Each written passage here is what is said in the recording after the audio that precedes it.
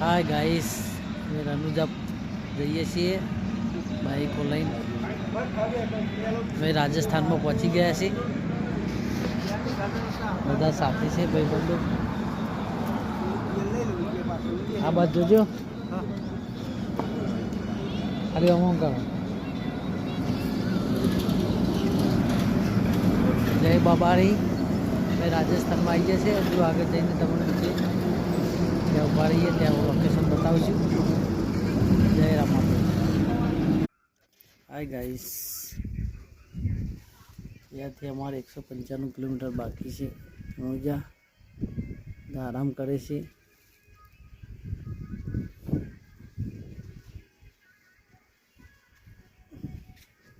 આ બધા બાઈકો લઈને આવ્યા છે। આરામ પર છે। જો પબ્લિક આવે છે પણ બધી આરામ પર, અમે પણ આરામ કરીએ છીએ। ધીરે ધીરે જઈશું। આ બાઈકો ગરમ થઈ ગયા। હોટલે આરામ કરીએ છીએ।